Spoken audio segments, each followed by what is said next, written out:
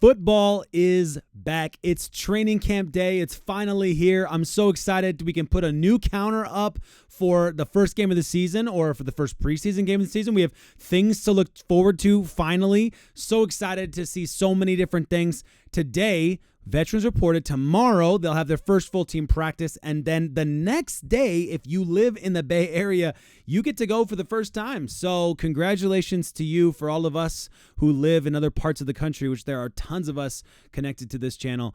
We'll just have to wait our turn. I'm so pumped that it's finally here, and I have more positive vibes for you today in today's video. Fred Warner's brilliant leadership on this football team takes another leap forward. We learn more about the asking price for Brandon Aiyuk, and Adam Schefter tells us more about what we want to hear regarding this Brandon Aiyuk situation. If you're new here, I'm Nate. We are talking the San Francisco 49ers every single day on this channel, so make sure you hit that subscribe button so you don't miss out on all of the action. Before we get started, I know I'm not the only person on this channel living far away from the Bay. So someone tell me, I'm very far from my homeland, which isn't even the Bay Area, but in California, who's going to training camp today? Let me know. Or Thursday. Sorry, I'm saying that like it's today. Who's going to training camp on Thursday? Let me know if you're going. Let me know if you're going at all in the next couple of weeks. Comment that below. And then secondly, I have to beg you to please come back and comment on any video and let me know how things are looking live and in person, because we're all jealous over here watching through the internet. You better come back and comment because we don't want to miss out on that. Hey, look, the first piece of the news today, and I had to change my script and my plan because I was prepping this video before the news broke that Brandon Aiyuk reported or was reporting to training camp. And there's a little caveat there, by the way, that though he's reporting, Aiyuk could still stage a hold-in by not participating in practice, and kind of like a, hey, this is a goodwill measure. This is a trying to avoid all of those fines stacking up. But it is a weird one. It's a really weird one. I think it's a positive one, but it is kind of a weird one. What makes it particularly weird is it doesn't line up with all of the things that Brandon Aiyuk has done up to this point. Everything he's done up to this point, it was to, kind of taking the page out of everybody else's playbooks and trying to pull a Debo here and, pull a Bosa there. It's crazy. So I'll just put all of that aside for just a second and just say, overall, I think it's a good situation that he's there in the building. I love that. I'm going to take that as a positive. I'm stoked that he's around the football team. He's still signed by the team. He's still, the interview with John Lynch and Kyle Shanahan today was very interesting. If you didn't listen to it, it's like 20 minutes long. You can find it on YouTube. But the one of the things John Lynch kept just hammering home, as journalists are trying to get some spice out of the media press conference, and John Lynch just kept saying over and over, we expect the players to be here. We expect the players to play. So we got nothing in terms of whether or not he's going to do anything on the field or whatever. And I understand the argument of, we don't want to get injured or whatever, but he's also still signed by this football team. So I get where the organization is coming from, saying like, dude, you're still a player on the football team. Like, what do you want me to do for you? Like, it's your job to go out there and catch a ball, run some routes. Let's go. So it'll be interesting to see what happens, though. Players sometimes do that, hold in, as they call them. But I'm excited he's not holding out. I'll take that as a win. Another thing we learned today, or at least I didn't see it till this morning at like 5 o'clock in the morning when I was reading the news. Patriots offered number 34 pick to 49ers for Brandon Aiyuk during the draft. So we now know the value another team placed on Brandon Aiyuk, okay? Now, obviously, in my mind, it's pretty straightforward. The 49ers, they have not been offered what they want. Otherwise, they would have already said yes to a deal. They said from the beginning, they've been open to trade talks. John Lynch even said today in the press conference, technically, we're always keeping that an open door. We'll always consider offers, right? So not giving any confidence or not giving any, a surety that he's 100% going to be on this football team, but certainly saying that's where we want things to go, right? And we'll get to what Adam Schefter had to say about that in a few minutes.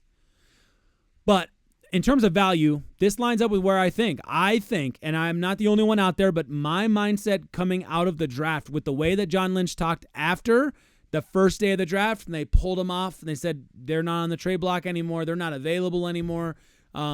It tells me what they were looking for had to be better than a first rounder, because I'm sure there were teams out there willing to give a first rounder. I mean, this is basically a first rounder. It had to be better than that. So in my mind, it's a top 10, maybe a top 15 pick. That's the kind of pick they were expecting. It needs to be a pick that the swap is worth it, right? That what you get in return is a new starting right tackle, right? Like that kind of big move. That's the kind of move that they would have wanted or needed in order to justify letting him go. So that being said, it is nice to kind of see some of these reports come out and get a little bit of clarity. Let's talk about Fred Warner. I want to play the audio for you. Fred Warner was on Willard and Dibbs, 95.7 The Game. I really like Willard and Dibbs. I'm a fan. But I'm also kind of old school. I like sports radio. I love sports radio. So here's what Fred Warner had to say. I know you guys have been through this before, but how is the locker room looking at yet another training camp with a big name and a contract situation with Brandon Aiyuk? Yeah, sure, man. I mean, I feel like this is part of it. You know, obviously, when you're a part of such a talented roster, I feel like this is something that goes on every season, and it's a good issue to have, because obviously that means that your players are performing at such a high level that you have to have these kind of conversations, and it's part of the business. And so, obviously we all just let them handle that, and when he's back, and we'll welcome him with open arms. Love this take. I actually listened to it a few times, because the more I thought about it, the more I realized how important this take was. Love this leadership too from Fred Warner, by the way. Handled this really, really well, and said all of the right things that would make all of the parties happy. But the first thing he says, this is a gift. Talented roster, this comes with the gig. I don't know. I'm not going to be all conspiracy on you. I don't know if this is something the organization has told Fred. This is how we're responding to this question, like you sometimes see in TV shows and stuff. I don't know if Fred has met with the press team over with the 49ers, had these kinds of conversations or whatever. I have no clue. But it is interesting to me that John Lynch said almost verbatim the exact same thing in his interview today. That, is this a little coordinated? Is this like just a touch coordinated about how we're handling this? This is interesting. But just talking about how it's a gift to have such a talented roster that you have these types of situations happening season in, season out. And I'll take that. I love that. That's a great point. That's a solid point, and I'm happy about it. Happens every season on a roster this big. That's another thing that he said. And he's, in many ways, he's not wrong. There are a lot of dudes, we're going to talk about in just a second here, a lot of dudes who've been in this similar situation. Also, it's a good problem to have. Players are performing at such a high level that you have to have these kinds of conversations all the time. Another thing that John Lynch said in his interview today, which I thought was interesting, should be said, by the way, and then there's one more thing he did say that I want to touch on, but should be said, it could be worse. I mean, how often do you see guys teams overpay for talent because they're trying to build a squad and they need dudes to just stay so they can actually gain some traction? It's interesting. The 49ers have been fortunate that, their talent is so good. If they do pay big money, market money, they know that they're secure in those investments because they're players that are going to continue to produce.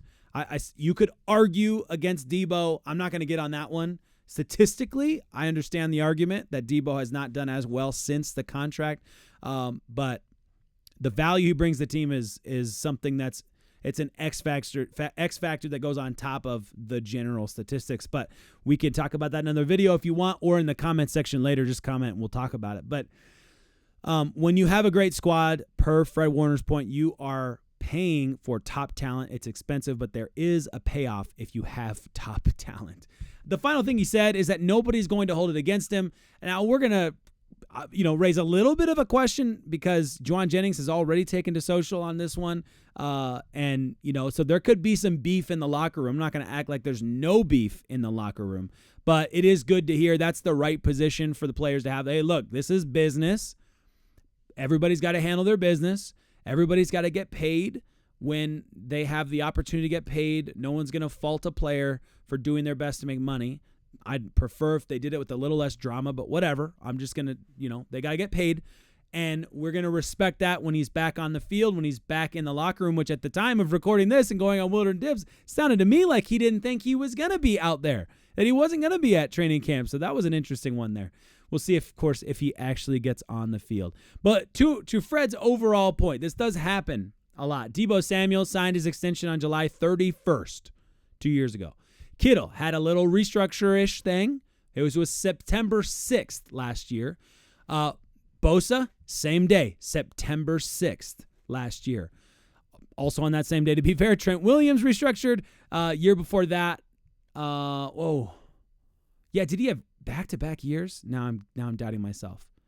But he did restructure 2 years ago, or extension or whatever, on the September 24th. Dre Greenlaw signed his extension September 18th. This is just me going through cherry-picking a handful of names that I thought I remembered signing around this time of the year, and it wasn't hard to find these guys. It wasn't hard to find Deebo, Kittle, Bosa, Trent Williams, Dre Greenlaw. The point is this. The San Francisco 49ers are not afraid to get business done in September. They're not. And I hope that this business gets done sooner than that.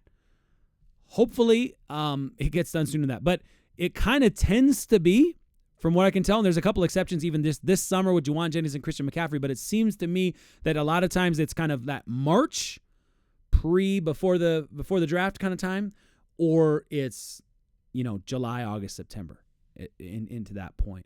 So we'll see, though, of course, what happens. Excuse me. Let's not freak out if the deal's not done yet, because I think this is fairly normal. Last comment that I wanted to talk about, 49ers want to sign Aiyuk to a long-term contract, according to Adam Schefter. He went on Pat McAfee's show and said that the 49ers want to sign Aiyuk to a long-term deal. And at first, he said long-term deal. Oh, my goodness. And then I thought about it for 5 seconds longer. I was like, actually, it'd be dumb to think otherwise, because they already have him for this upcoming season and can franchise tag him and keep him at I think it's $24 million for the first year on the franchise tag. I could be wrong. Someone let me know in the comments if I'm off on that. But they could keep him for still under his value for a second year. I don't know that they'd franchise tag him a second time. That's pretty brutal. But obviously, these next 2 years for sure are kind of guaranteed. So if he signs an extension, you're pushing beyond 2 for sure. You're pushing 3, maybe 4 probably, and maybe 5. I mean, 5. That would make him pretty much a 49er throughout all of his prime years, and that would be pretty awesome. Because he's a great football player, and I'd love to have him here if we can afford him. All that being said, at first it kind of seemed like a really big deal, and I was like, oh, we got to talk about this on the channel, and then I realized a long-term, this, of course, is a long-term deal. If you're extending him in this situation where he's already got one guaranteed year and then another easy year if the 49ers want him, then yeah, anything after that's going to be pretty much considered long-term. So all that being said, I am excited to hear that Adam Schefter is reporting that the 49ers want him long-term, want to sign that extension, want to sign that deal. Let's hope it gets done the right way, at the right price, so that we can continue pushing for Super Bowls. That's all I got for you today. I hope that there was something out of training camp that was so interesting to you that you'll comment it below and tell me about it. I hope there are a bunch of you that are going to be going to training camp and are going to be commenting below what you're seeing live and in person with your actual eyeballs. We're all really jealous. Oh, one other thing of news that I completely forgot. This came out during the day today, during the interview. This was a big one. Shoot, I can't believe I forgot about this, man. I mean, we should have done a second video. But Ricky Pearsall, they're hoping he gets through the first block, is what Kyle Shanahan called it. Get through the first block with this injury, and then hopefully he'll be back by the second block, which they say each block is about 4 days or 5 days. So hopefully that means by next week, Ricky Pearsall is on the field. That would be great news. We'll see what happens. As always, what a time to be alive.